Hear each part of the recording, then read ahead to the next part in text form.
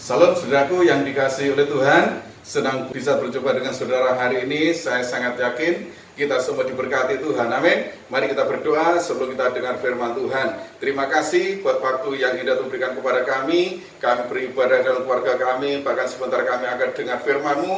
Tuhan, mari berikan perkataan firman-Mu yang menjadi tuntunan, kekuatan dalam hidup kami. Dalam nama Tuhan Yesus kami berdoa. Haleluya. Amin. Saudaraku yang kasih Tuhan, firman Tuhan hari ini bicara tentang berdisiplin rohani. Mari kita baca dalam Ibrani pasal 10 ayat 25. Saya bacakan demikian firman Tuhan. Janganlah kita menjauhkan diri dari pertemuan-pertemuan ibadah kita seperti dibiasakan oleh beberapa orang, tetapi marilah kita saling menasihati dan semakin giat melakukannya menjelang hari Tuhan yang mendekat. Amin. Saudaraku yang dikasih oleh Tuhan, kitab Ibrani ini sangat istimewa. Kenapa saudara? Karena di sana menunjukkan dan mengungkapkan tentang siapa pribadi Kristus yang sebenarnya. Di sana disebutkan bahwa Tuhan Yesus itu sebagai imam besar. Tuhan Yesus adalah pribadi yang lebih tinggi daripada malaikat. Bahkan Tuhan Yesus sendiri yang sudah menyerahkan dirinya, merelakan darahnya tertumpah bagi penebusan umat manusia. Saudaraku yang dikasihi oleh Tuhan, jemaat-jemaat di Ibrani, saudaraku, mereka sangat percaya kepada Tuhan. Tetapi di tengah iman mereka kepada Tuhan, dalam kepercayaan mereka kepada Tuhan, justru mereka mengalami aniaya, mereka dikucilkan, mereka mengalami himpitan, tekanan, mereka dirampas, mereka mengalami hal-hal yang buruk dalam hidup mereka. Saudara yang Tuhan, sementara mereka mengalami hidup bersama dengan Kristus kuasa Tuhan, tetapi mereka juga mengalami penderitaan yang luar biasa. Itu sebabnya saudara, kalau saudara baca, di antara mereka kemudian banyak yang mengundurkan diri, mereka meninggalkan Tuhan. Saudara yang Tuhan, pertanyaan kita sekarang adalah, ketika beriman kepada Tuhan, tetapi kita juga mengalami penderitaan, maka apa yang kita lakukan dalam hidup kita hari ini? Firman Tuhan katakan bahwa marilah kita, saudaraku, semakin giat melakukannya. Apa saudaraku hubungan kita dengan Tuhan? Kita harus berani mendisiplin hidup kita, saudaraku, menjelang Tuhan datang yang kedua kali, ibadah-ibadah kita. Nah, itu sebenarnya hari ini kita akan belajar bagaimana kita mendisiplin hidup rohani kita. Nah, saudaraku, bagaimana supaya dapat kita mendisiplin hidup rohani kita, saudaraku? Maka yang pertama adalah kita harus membedakan yang religius dan yang spiritual, saudara. Kita harus bisa membedakan antara yang religius dan yang spiritual. Saudaraku yang dikasihi Tuhan, kalau saudara baca dalam Injil Matius pasal 15 ayat 9, Tuhan Yesus menegur orang Israel dan mengatakan demikian, percuma mereka beribadah kepadaku, sedangkan ajaran yang mereka ajarkan ialah perintah manusia. Saudaraku yang dikasihi Tuhan, seringkali kita terjebak dalam hidup iman kita terjebak dengan hal-hal yang religius. Kita setia ibadah, kita rajin beribadah, rajin berdoa, rajin besuk, rajin kunjungan, rajin melakukan hal-hal yang sifatnya pelayanan. Tetapi saudaraku yang dikasihi Tuhan, apakah itu yang dikenal Tuhan?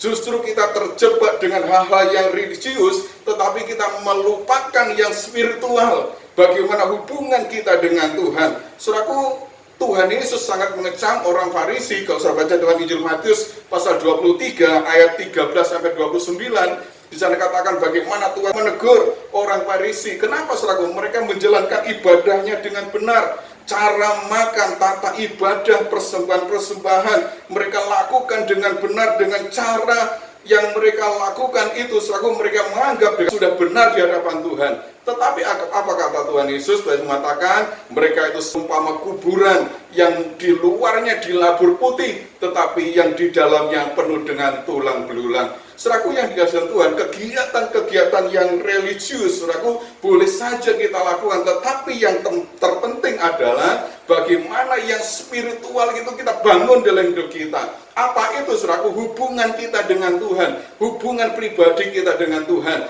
Inilah yang Tuhan inginkan, saudaraku, bagaimana kita mendisiplinkan hidup rohani kita. Bukan hanya kita rajin dalam ibadah-ibadah kita yang religius itu, tetapi saudaraku, terlebih adalah kita mendisiplin rohani kita dalam hubungan pribadi kita dengan Tuhan.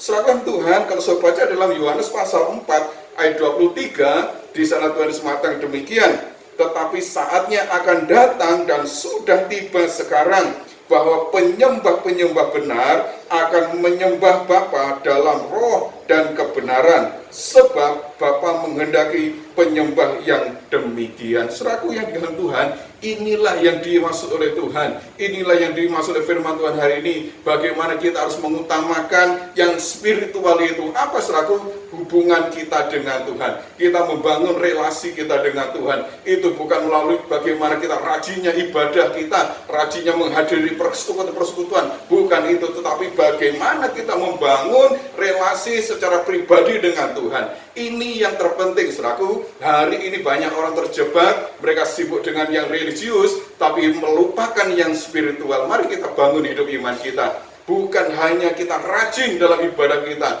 terlebih setelah kita bangun dalam hubungan kita dengan Tuhan secara pribadi. Firman Tuhan mengatakan, inilah saatnya bagaimana orang benar menyembah Bapa dalam roh dan kebenaran. Saudaraku yang kedua, saudaraku bagaimana supaya kita dapat mendisiplin rohani kita? Maka yang kedua adalah di sana miliki pemahaman yang benar tentang Tuhan. Saudaraku miliki pemahaman yang benar tentang Tuhan. Ibrani 10 ayat 38 di sana katakan demikian, tetapi orangku yang benar akan hidup oleh iman, dan apabila ia mengundurkan diri, maka aku tidak berkenan kepadanya. Saudaraku, dua pernyataan di sini dikatakan bahwa orang yang benar itu akan hidup oleh iman, tetapi apabila ia mengundurkan diri, maka di situ dikatakan maka aku tidak berkenan kepadanya. Saudaraku yang dikasihi Tuhan, seringkali kita melihat Tuhan dalam satu bingkai yang salah. Kita mengalami pengalaman bersama dengan Tuhan ketika kita mengalami pertolongan Tuhan, mengalami berkat Tuhan, mengalami perlindungan Tuhan, serta mengalami kebaikan-kebaikan Tuhan, dan kita mengatakan, wah Tuhan itu luar biasa, Tuhan itu baik sekali, Tuhan itu sangat peduli. Tetapi setelah ketika kita mengalami sesuatu yang buruk dalam hidup kita, kemudian kita mengatakan Tuhan itu tidak ada, Tuhan tidak mengasihi saya, Tuhan itu tidak setia. Saudara Tuhan, cara pandang kita kepada Tuhan harus kita ubah. Mari kita memiliki pemahaman tentang Tuhan yang benar. Kalau kita mau mendisiplin hidup rohani kita, selalu mari kita memiliki cara pandang yang benar tentang Tuhan kita. Tuhan itu selalu ada dalam hidup kita. Artinya selalu ketika sesuatu yang buruk atau yang baik terjadi dalam hidup kita, yakinkan iman kita bahwa Tuhan selalu ada menyertai kita orang-orang yang percaya. Karena itu aku yang dikasih oleh Tuhan, kenapa jemaat di Ibrani mereka banyak yang mengundurkan diri, tidak mau lagi mengikut Tuhan, karena mereka ketika mengalami sesuatu yang buruk dalam hidup mereka, ketika mengalami himpitan, tekanan, cercaan, intimidasi, aniaya, mereka melupakan Tuhan yang sudah menjadi penebus mereka. Aku yang dikasih oleh Tuhan, itu sebabnya mari hari ini firman Tuhan mengingatkan dalam hidup kita, jangan kita memiliki pemahaman yang salah tentang Tuhan, tapi mari kita memiliki pemahaman yang benar. Kenapa selalu Tuhan selalu hadir dan Tuhan selalu siap untuk menolong hidup kita. Ibrani 10 ayat 35 di sana dikatakan demikian, sebab itu janganlah kamu melepaskan kepercayaanmu, karena besar upah yang menantinya. Saudaraku, penulis Ibrani mengatakan jangan lepaskan iman kita apapun yang terjadi, karena saudaraku di sana janji Tuhan ada upah yang besar yang Tuhan janjikan dalam kehidupan kita. Karena itu saudaraku yang dikasihi Tuhan, mari kita memiliki pemahaman yang benar tentang Tuhan. Tuhan bukan hadir ketika kebaikan-kebaikannya ada, ketika kesembuhan ada, ketika pertolongan ada, ketika kecukupan dan kelimpahan ada, tetapi dalam segala kondisi dalam hidup kita, Tuhan selalu setia kepada kita. Tuhan selalu hadir untuk menyertai hidup kita. Yang ketiga, saudaraku, bagaimana supaya kita dapat mendisiplin hidup rohani kita? Di sana dikatakan, mari kita mengenal Tuhan melalui krisis yang Tuhan izinkan terjadi dalam hidup kita. Kita belajar mengenal Tuhan melalui krisis. Saudaraku, kalau saudara baca dalam Injil Lukas pasal yang kelima, ayat yang kelima, di sana dikatakan demikian. Simon menjawab, Guru, telah sepanjang malam kami bekerja keras dan kami tidak menangkap apa-apa. Tetapi karena Engkau menyuruhnya, aku akan menebarkan jala juga. Saudaraku yang dikasihi Tuhan, kisah ini tulis Setelah ketika suatu saat Tuhan Yesus pergi ke sebuah pantai di Galilea, kemudian mereka menjumpai para murid di sana. Rasul Petrus dan kawan-kawannya sedang membereskan jalan. Saudaraku, hari sudah siang. Saudaraku, dan semalam-malaman itu mereka tidak menangkap apa-apa. Ketika Tuhan Yesus datang, saudaraku, maka Tuhan Yesus naik ke salah satu perahu dari mereka, kemudian mengajar orang banyak di atas perahu. Saudaraku yang Tuhan, ketika hari sudah siang, Tuhan Yesus mengatakan kepada Simon, Simon, bertolaklah ke tempat yang dalam dan tebarkanlah jalamu. Maka jawab Simon tadi katakan apa? Telah sepanjang malam kami menangkap ikan dan kami tidak menangkap apa-apa. Saudaraku, ketika Tuhan berbicara kepada Simon katakan bertolaklah ke seberang, maka jawab Simon adalah kami orang yang gagal, kami tidak mendapat apa-apa. Kenapa saudaraku? Saat itulah Tuhan sebenarnya ingin mengatakan, Simon, engkau gagal karena waktu itu sepanjang malam itu aku tidak bersama dengan engkau. Engkau gagal, engkau tidak menangkap apa-apa karena aku tidak ada dalam perahumu. Tetapi sekarang dengarkan, aku ada di sini. Dengarkanlah perkataanku, maka engkau akan menangkap ikan. Dan kalau saya baca dalam ayat yang ke-6, dan setelah mereka melakukannya, mereka menangkap sejumlah besar ikan sehingga jalan mereka mulai koyak. Saudaraku yang dikasihi oleh Tuhan, ketika kita iman dan kita percaya kepada Tuhan Yesus, maka saudaraku, sesungguhnya apapun masih bisa terjadi dalam hidup kita. Saudaraku, tetapi Tuhan ingin membawa kita, saudaraku, dalam satu tahapan di mana Tuhan membawa kita untuk lepas dari logika kita. Iman kita harus melampaui logika kita. Semalam-malaman yang gagal itu, saudaraku, tetapi ketika bersama dengan Tuhan, maka di sana akan terjadi mujizat. Pergumulan dan masalah, saudaraku, seringkali membuat kita putus asa dan logika itu mengalahkan iman kita. Tetapi mari kita belajar dari kisah ini, saudaraku. Mari kita melangkah bersama dengan Tuhan, karena ketika Tuhan menyertai dalam hidup kita, ketika Tuhan berbicara kepada kita, maka di sana firman itu akan melampaui logika kita. Walaupun sudah hari siang, walaupun mereka sudah semalam-malam tidak menangkap apa-apa, tetapi karena firman Tuhan datang kepada mereka dan mereka percaya dan melakukannya, maka mereka berhasil bersama dengan Tuhan. Saudaraku yang dikasihi Tuhan, mari kita belajar hari ini, kita mengenal Tuhan melalui krisis yang Tuhan izinkan dalam hidup kita. Dalam apapun, saudaraku, yang Tuhan izinkan terjadi, mari kita belajar terus melangkah dengan iman kita bersama dengan Tuhan, karena di sana akan ada mujizat. Karena apa, saudaraku? Tuhan sanggup melakukan mujizatnya dalam kehidupan kita. Ketaatan kita kepada firman-Nya itu harus disertai langkah iman kita, sehingga dalam krisis itu, saudaraku, kita mengerti kehendak Tuhan dan kita melihat karya Tuhan dalam kehidupan kita. Saudaraku, mari kita belajar hari ini. Kita ingin, saudaraku, memahami apa yang Tuhan kerjakan dalam kehidupan kita. Tuhan ingin kita mendisiplinkan rohani kita. Saudaraku, jangan kita sibuk dengan kegiatan-kegiatan keagamaan saja, tapi kita melupakan hubungan kita yang pribadi dengan Tuhan. Karena itu, saudaraku, mari kita memiliki pengalaman dan pemahaman yang benar tentang Tuhan, dan melalui krisis-krisis yang Tuhan izinkan, saya sangat yakin itu akan membawa kita kepada pengenalan akan mujizat Tuhan. Asalkan kita mau dengar firman Tuhan, asalkan kita mau melangkah seturut dengan kehendak Tuhan, maka di sana akan terjadi mujizat. Amin. Tuhan memberkati kita semua. Mari kita berdoa.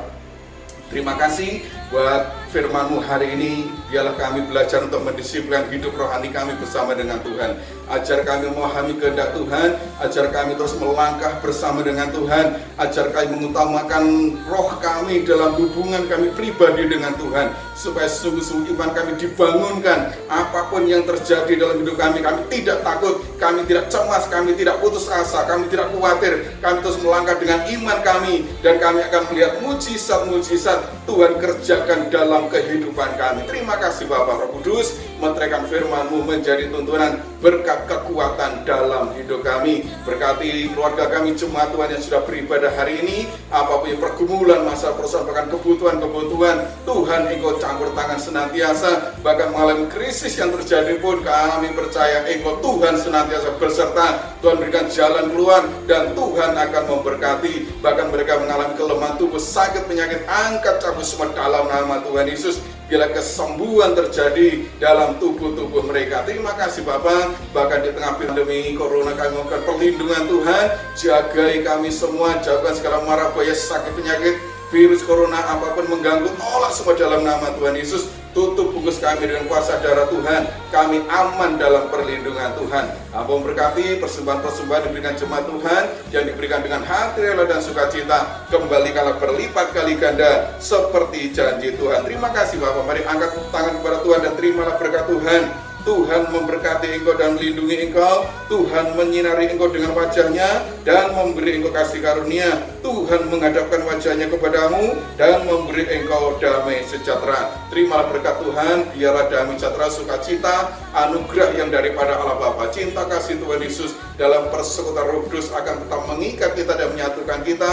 Mulai serangan ini sampai Maranatha Tuhan datang yang kedua kali. Berkat ini akan menyertai dalam staf pribadi saudara, keluarga rumah tangga saudara, dalam pekerjaan saudara, dalam studi sekolah anak-anak saudara, apapun yang saudara kerjakan, Tuhan buat berhasil dan Tuhan memberkati. Segala pujian, hormat, syukur dan doa berkat kami naikkan hanya bagi Bapa di surga dalam nama Tuhan Yesus. Kami sudah berdoa, semua berkati katakan amin.